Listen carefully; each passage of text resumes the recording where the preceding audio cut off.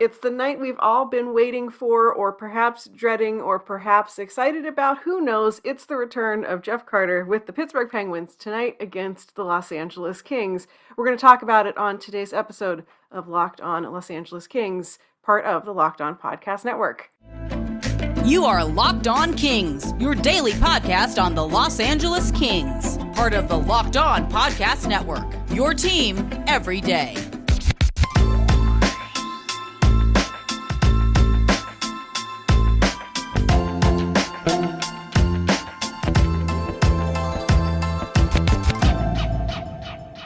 My name is Sarah Avampato, host of this show, and as always, I am glad to be here with you talking about the Kings, and today's episode is a little bittersweet because we are, of course, welcoming back a two-time Stanley Cup champion, all-around fan favorite. You know him, you love him.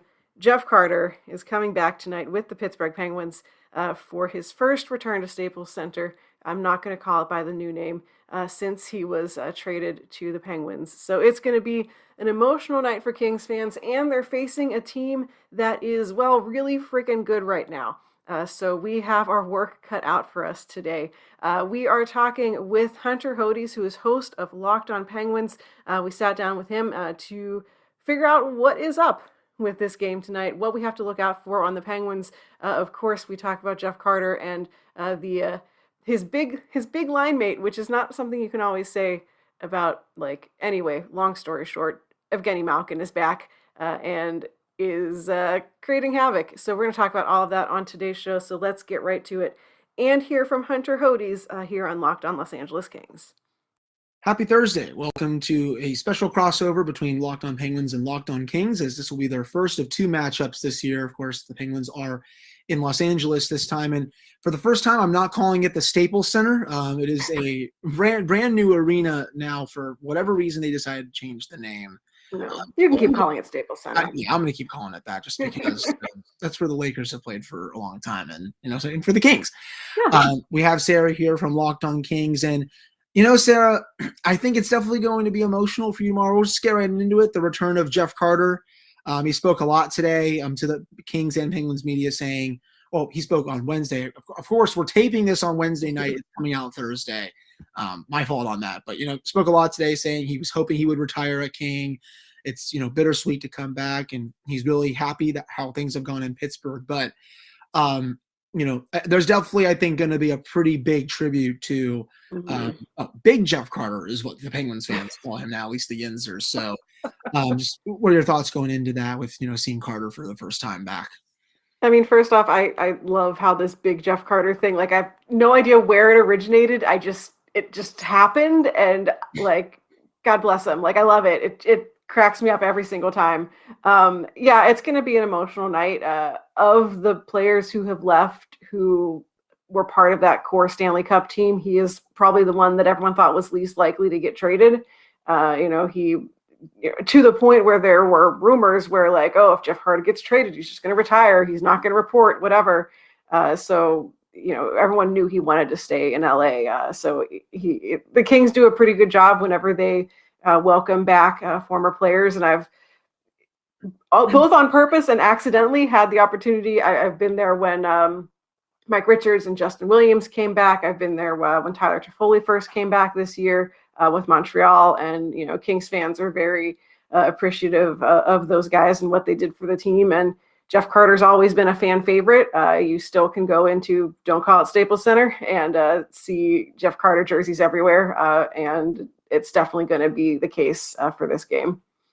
Yeah, I mean, and he's been playing some pretty good hockey this year. He just came off the COVID list. Of course, scores against Jason's Ducks last night. First opening goal in the first opening minute, I should say. Came off a lousy performance against the Stars, but he'd been on the COVID list for a week. Yeah, unexpected. But before then, Sarah, I mean, he wasn't ever going to play at the pace we saw last year when he had basically a point per game, and this was like 2012 version of Jeff Carter when he was first coming over from Philadelphia. But, this season, 11 goals, 20 points in, 30-something games. Just, he's the perfect complement to both Crosby and Malkin. They've been searching for a third-line center to replace Nick Bonino for quite a long time. and they've gotten that and then some out of him. And you're going to see him on a line with another familiar face. Evgeni Malkin will be centering him just because, I mean, there's 5 or 6 players on COVID protocol. Right. But, just to get into the Kings a little bit, I've noticed there was a little slow start, but they've started to creep up a little bit. I said, honestly, this year, one of my bold predictions was that they were going to be a playoff team. I liked what they did in the offseason. Mm-hmm. This was the year that they were kind of going to go for it a little bit because the Pacific Division is not that good. I don't think it still is. Last I checked, they're in third. Just, what are your overall thoughts, with the Kings this year? So it really has been kind of a tale of two kings, and the biggest, frustration with them is that you never 100% know which team you're getting on any given night. But as opposed to previous seasons, this year it kind of seems like they have one really bad game. They had a real stinker against Vegas the other day, and then they bounced back very quickly from it. And it sort of galvanized the team to be like, oh no, we have to play the right way. So as opposed to previous seasons where they'd lose one game and then it'd just be a spiral of then they lose 6 or 7 in a row. This year, it seems like they're bouncing back a lot more. Younger guys are getting the opportunity to play. We're seeing the team actually being ready from puck drop, which is not always a thing that we have seen. The readiness to play has been a big issue for this team. Talk about that goal scored against the Ducks in the first minute. I had a whole Twitter thread once of like, did the Kings get scored on in the first minute of this game? Yes, no. And the answer was usually yes. And we're not seeing that as much this season. So, yeah, like right now they're in third place. Looking at the teams below them, Calgary and Edmonton are the two most likely ones to jump up. Edmonton maybe is in a free, who knows what Edmonton's doing. But that picture of a path to the playoffs, if the Kings keep playing the way they are, is getting a little bit more like, oh, this could actually happen this year. Yeah, no, I mean, and they made the big moves of the offseason. Victor Arvidsson going there. Mm-hmm. They got I almost forgot his name for a second. Philip Deneau, of course, in Montreal. That was a nice 1-2 punch with him and Kopitar. Kings really needed just another center, I think, to take some big minutes away from him as Kopitar starts to age. But this season, Kopitar's been good, almost a point per game. It's almost even though he ages, he's still ridiculously underrated. Yeah. I think your leading goal scorer is Kempe this season with 16. 22 points in 36 games. I don't think I saw that coming this quick because he's going to be. No one did. Yeah. I was going to get your thoughts on that. Did anyone in the Kings fan base see a breakout like this? No. Everyone in the Kings fan base has been trying to trade Adrian Kempe for spare parts for the past couple of seasons because he has promise, and that's what's always been frustrating about him as a player is that he was drafted, I think, like the last pick of the first round in his draft year, but still first round draft pick. And had that pedigree of what you expect from a player there, and just never at the NHL level really put it all together. He'd go in bunches where he'd score, 4 goals in 4 games and then not score for 20 games. And so he was frustratingly streaky. And we're like, well, he is what he is. At this point, that's just the player that he is. And this year, he seems like he's finally gotten it all together. And is now getting the opportunity to play on a line with Kopitar, which I think is really helping him. But yeah, no one saw that coming. It's a very pleasant surprise from a player who we have wanted more from for a long time. I'd be curious to see how his shooting percentage is with those 16 goals in 20-something games. I'll be curious if there's like an outlier or if this is like it looks legit. It sounds like, right, based on how you're talking, it's deserved with how he's been playing to start the season. Another player that has kind of this is interesting, Sarah. When did Jonathan Quick become a top 4 or 5 goalie in the NHL again? Because this is 16.4 goals saved above expected, 9.1 save percentage, 2.4 goals against average. I mean, this is a player that, I think a lot of people that, on hockey Twitter and stuff, we like to take bats at the Kings Twitter for making that weird, what the tweet I'm talking about. Oh yeah. 8 years or whatever.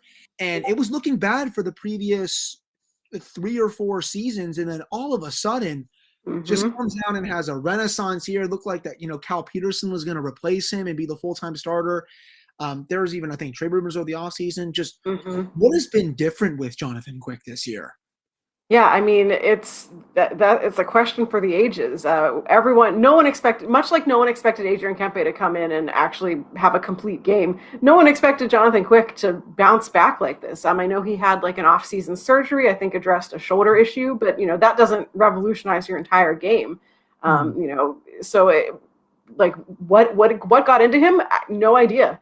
But it's great for the team because, as you noted, Cal Peterson has been kind of the guy that he just signed a big deal over the summer. He's the goalie of the future for the team, and he's struggled this season. And don't entirely know why. Whether it's just the pressure of, oh, suddenly this really is my team to take over and I can't do it, or what was going on with him. But he seems to be back on track now. But if Jonathan Quick wasn't performing at the level that he's performing at, the Kings would be down there with the Kraken and just in the basement. He has absolutely stolen games. He has looked like he's turned back the clock to Jonathan Quick of old, and it's amazing to watch. And it, I think, is creating an interesting conundrum for Kings fans and for the front office, who everyone was prepared to be like, all right, he's winding down, like final few years of his contract, and we're going to hand things over to the next guy. And Jonathan Quick was like, Michael Jordan meme, I took that personally. Like, he has no interest in going quietly.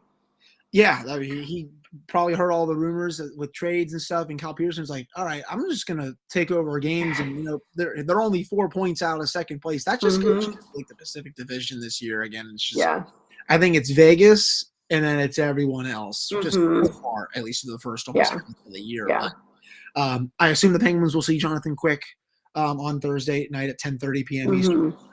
The Penguins themselves have a great goalie that you'll be seeing as well. We're going to get to that, coming up here in the next segment, though. All right, so we are back here on this episode of the Locked On Penguins and the Locked On Kings podcast. Sarah, you told me this many times. Have you been getting texts from your family in Pittsburgh watching Tristan Jarry and everything? Because this is another goaltender that he's been on a tear this season, especially after what happened in the playoffs. Top 10 in goals saved above expected as well. He's a little below Jonathan Quick, but he has stolen games for the Penguins. Yeah. And it's a 180 from what we all saw last May when he couldn't even stop a puck from the red line. Has that been happening? Because I know you said you have had family in Pittsburgh. So yeah. Oh, yeah. Yeah. Anytime my mom checks in with me on anything, especially if there's a game going on, sometimes we'll be watching it, and she texts. She's like, "Did you just see that thing Sidney Crosby did? Like, did you see Jake Gensel? Look at that!" So I definitely still get the texts from home about like, "Oh, the Pens had another really good game." My mom knows that I'm out in LA to go see this game, and she's like, "Well, like, I hope the Penguins win. Hope Jeff Carter gets a goal." I'm like, "All right, thanks, Mom." But yeah, I definitely still get updates back from the Berg, all about what's going on with the team. And yeah, Tristan Jarry, like you mentioned, like that was, I mean, people were calling for him to not just be like traded, but like yeeted into the sun. Like people were done with him. And he, like, as much as Jonathan Quick has turned it around, what do you think is behind Tristan Jarry suddenly, returning his game to what we had, Penguins fans had hoped it would be? He also did the Michael Jordan. I took that personally. Both did that, but I think it's a combination of having a new goalie coach and Andy Kyoto work out some kinks in his game, and just a lot more aggressive this season. I think he's actually challenging shooters. If you're in the playoffs, when I would watch him, he was a lot more just laid back. He would sit back in the net, not really come out to challenge, and just wait for shooters to make it. This time he's actually coming out and he's daring shooters to beat him, and he's another big reason why the penalty kill has been so good this year. Last season he was towards the bottom of the league in save percentage on the PK. This year he's one of the best, and usually when a goalie is good on the PK, the four skaters in front of them are doing a really good job as well. It goes hand in hand, but it's just a combination of a lot of things, and the redemption story, it's still being written. We want to see this happen in the playoffs, but the way he's going right now and with how deep this team can be, Sarah, I really don't think there are a lot of teams in the league that can take down this team 4 out of 7 times with how, the forward depth, I think, is top 5 in the NHL. The defense this year is finally playing good. That's not been the case for recent years. With Jack Johnson and a couple other players down there, even Mike Matheson, but he's actually having a good year, which I do not see coming. But there's just a lot of it's a fun team to watch too. I think the Penguins. That's the best way. I think like they make any team just work their tails off, because they come at you in waves. Yeah. I feel like I watched the game against the Ducks, at least parts of it, and it was just like it was relentless. And I know obviously that Pittsburgh is, just despite the fact that they're like lingering outside of the top 3 because your division is bonkers. It just like you said, the penalty kill is amazing. Like this is a team that.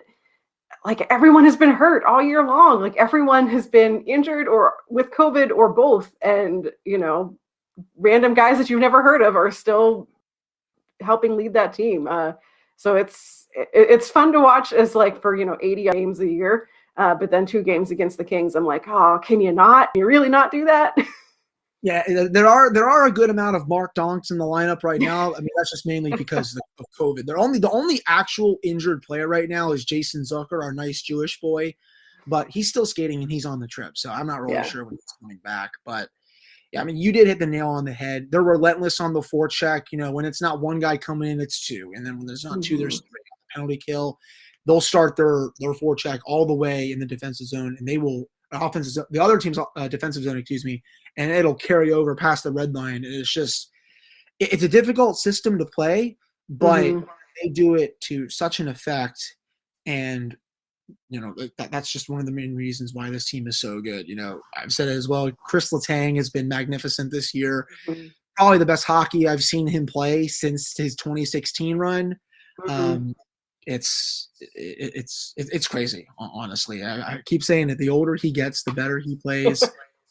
Though I did want to ask you about, Drew Doughty, just because he's been the Kings franchise defenseman for honestly just as long as Letang has been the Penguins franchise defenseman. How has he stacked up this season? Has there been a little bit of, redemption for him, or is it keep going downhill a little bit? No, I mean, I really think that he, especially when he started the season, he was playing at more than a point per game pace early in the season, and then he got injured and missed a little bit of time with a knee injury. But he's back in the lineup now, and he looks, similar to kind of the Jonathan Quick fountain of youth kind of thing. Doughty has definitely looked a lot better than he has in previous seasons. I've seen a lot less that I want to complain about with him. It is still, the team is still going to need a new Drew Doughty, and they have Grant Clark in the pipeline that they drafted in the last draft, who kind of fits that same sort of offensive defense profile. But yeah, they don't have another Drew Doughty, but he hasn't looked as rough this year as he has in past years, where I've been like, oh, what are you doing, bud? That's not good. I think that he's struggled a little bit, but I don't know that I would necessarily pin it on him. And just more kind of the Kings system in general. And there are times where I think everyone is kind of trying to do too much. And Doughty certainly throughout his career has found himself in the position of he wants to do everything all the time, and he needs to, not do that and let his defensive partner take care of stuff. But yeah, he is a player who I've certainly had a lot of time to criticize in the past for some of his performance. And he's turned it around. I think that he has been, when the team was without him, you could tell like there is a noticeable difference in the Kings defense with and without Drew Doughty. The same goes for Chris Letang as well. Even when he's struggling, which hasn't been the case this year, you can definitely see that the void he leaves, and for Doughty as well. Even though he's lost step, and there's a lot of mileage on those tires. Yeah, oh yeah. That's to say the least. That he is playing a lot better this year, just because it looked like it was a steep decline. Yeah. At least for a while. I do look when I look at left wing lock, I almost forgot that old friend Oli Mata, it looks like is in the Penguins lineup, is in the Kings lineup. I dead serious when I say I totally forgot that he was on the Kings. I think a lot of Kings fans forget that he's on the Kings. He's Oli Mata. You guys know what he brings, and especially at this point in his career, not a whole ton, which is crazy because he's still very young.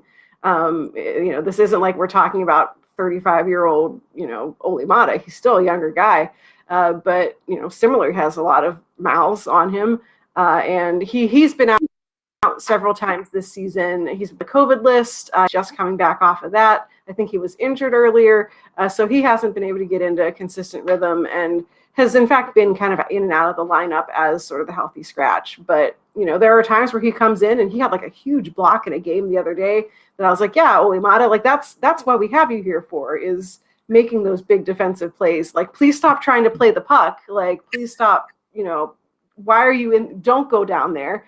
But there are still moments where you're like, oh, like this is what everyone saw in this guy. But yeah, Kings fans, A, that he is there, and B, are constantly trying to figure out ways to be like, so can we send him to the AHL? Like, does another team need him? He is not the problem with the Kings, but a lot of fans, there's always one guy on every team that people latch onto as, this is why we lost the game. Well, no, but he's occasionally the scapegoat.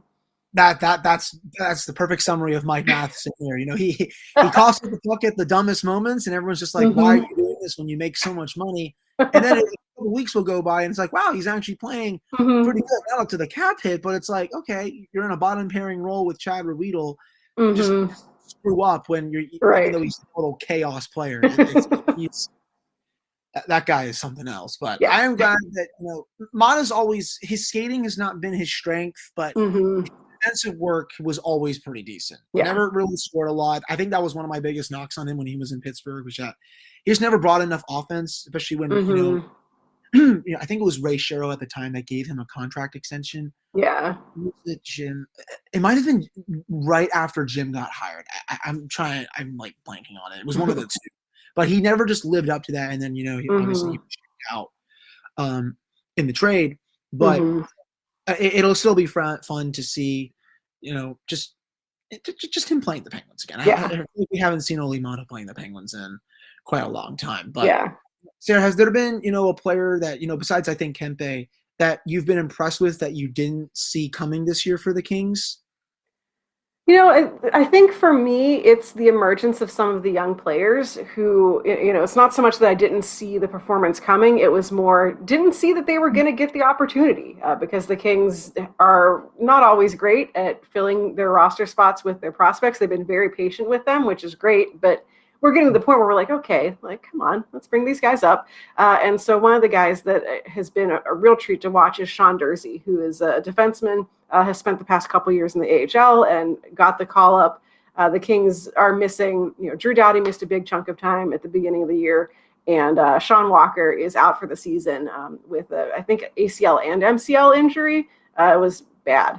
And then Alex Edler, who was also brought on as kind of the 6th, 7th defenseman, veteran presence guy, broke his ankle. And so he is also out now for quite some time. So there have been opportunities for the younger guys to step in on the blue line, and Sean Durzi's one of them. He's definitely like young, creative, puck-moving defenseman. He's like quarterbacking the power play. Like, you want to see him creating those opportunities for the team offensively that, this is a team that historically has struggled to score, and having a defenseman back there who is not quite as risk-taking as Drew Doughty is, but is still, thinking of how he can create plays has been really fun to see. And he has shown no signs of coming back out of the lineup. So that's a real treat to see, oh yeah, they prospect, like they made it. They finally made it big. So I really enjoyed watching him. And, I feel like it's the Quinton Byfield questions always comes up, and like, I would love to be standing here talking about Quinton Byfield right now, but he's still working his way back from injury. And then as soon as he got back from the injury, he got COVID. So not quite there yet, but he's a guy who, if you ask any Kings fan, what you're looking forward to seeing or what's going to have an impact on the team, everyone is like, it's Byfield time. Let's go. Hopefully he's back in the lineup, sooner rather than later. I do want to see him get an extended look just because there hasn't been like a big sample size yet, but I think the more games he plays, he's get used to the NHL really quick. At least for me, Sarah, this year I think no one saw Evan Rodriguez becoming a top 6 winger.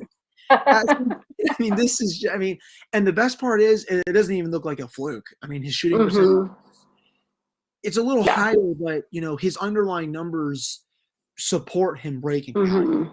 He's one of the best players at controlled zone entries. Just a really nice fit also on the top power play. He kind of has that Jared McCann from last year where everything he touches turns to roses. And there was that one-timer last week against the St. Louis Blues with that wild comeback, and it was from the Ovechkin spot, and he did his best Alex Ovechkin impression there, and I was just like, okay, didn't know the greatest goal scorer of all time was on my team just now. Right? Surprise! Yeah, he's been awesome. A lot of the signings over the offseason that Ron Hextall have worked out. I would say he's done a solid job. Danton Heinen, Brock McGinn's been really good since coming over from Carolina. And, just everyone has meshed well. Jake Gensel, he's been red hot all year. When he's not hurt, he's playing like the top 5 pure goal scorer in the league.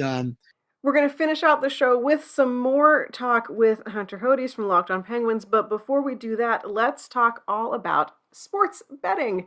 BetOnline, of course, would like to wish you a happy new betting year as we continue the march to the playoffs, as sports get ready for their seasons, as, well, baseball doesn't exist. Whatever sport it is, you can find all sorts of things about it on betonline.ag. It's a new year. They've got a new updated website, so you can go to it on your phone, on your computer, on your, Apple Watch maybe. I bet you can. Go sign up today and receive a 50% welcome bonus on your first deposit by using the promo code LOCKEDON to get started. BetOnline is the #1 spot for all of your sports wagering actions for 2022. No matter what sport it is, you can find all of the cool stuff, all the amazing offers available on betonline.ag. It is the fastest and easiest way to wager on all of your favorite sports, so go check it out, betonline.ag. Promo code Locked On. BetOnline, where the game starts.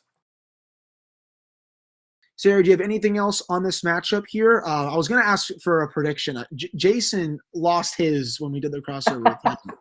I said 2-1 Penguins. I just didn't account for the 4 goals that they would score. I got the 1 right, though, so I'm going to take the half point there. But how do you think this game is going to go? And I am also very jealous that you get to go to that game.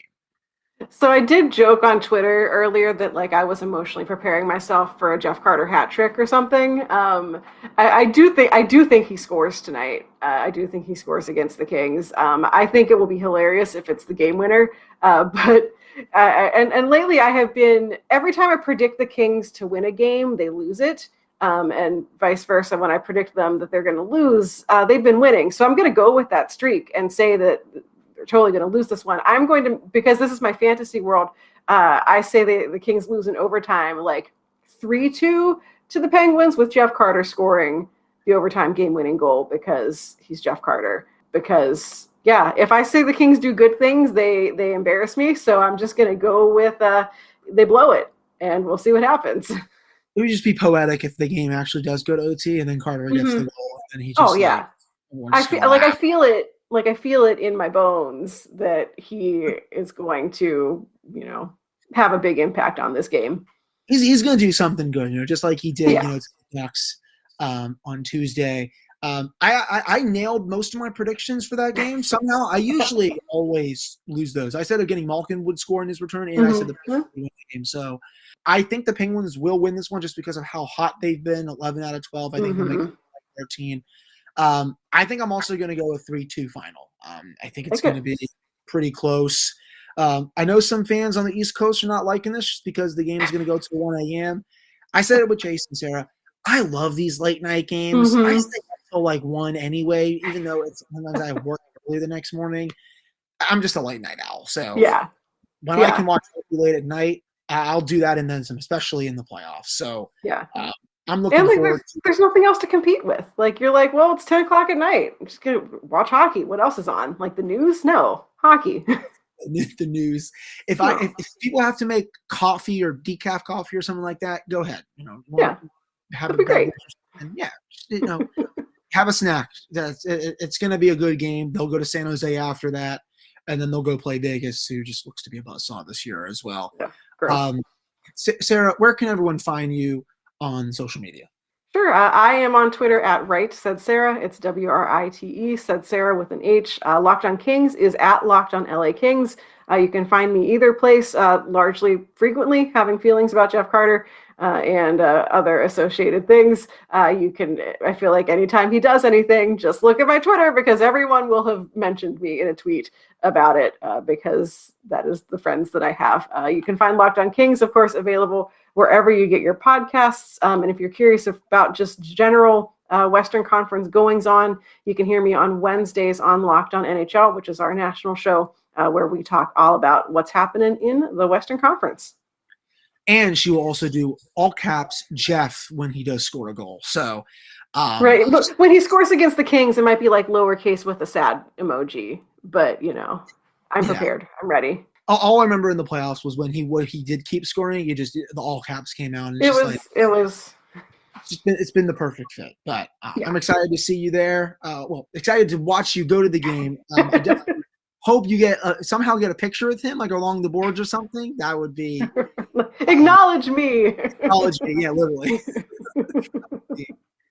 Awesome. And for Kings fans, I'm on Twitter, Hunter Hodies. The show's Twitter is at @LO_Penguins. And you can find the Locked on Penguins podcast wherever you get podcasts. And it's also on YouTube now as we continue to build towards the short-term goal of 100 subscribers. And then after that, we'll have some more lofty goals. But we got to go baby steps here. But that'll do it for this one. I hope you all enjoy the game, and we'll both be back, I'm sure, with episodes on Friday.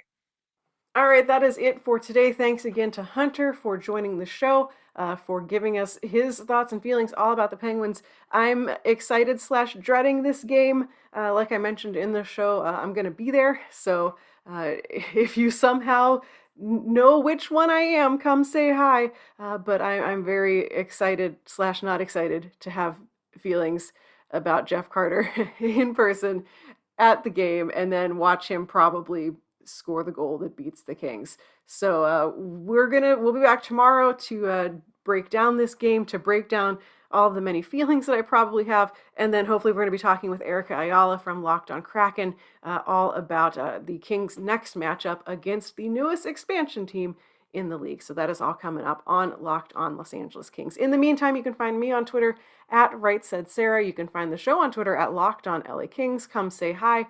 Come experience feelings with me. If you're at the game, come tweet me. Also, if you're having feelings about Jeff Carter, it'll be great. We'll all be sad together. It's cool. So go follow the show, subscribe to the show wherever you get your podcasts, and come back tomorrow and every day of the week for more Kings news here on Locked on Los Angeles Kings, part of the Locked on Podcast Network, your team every day.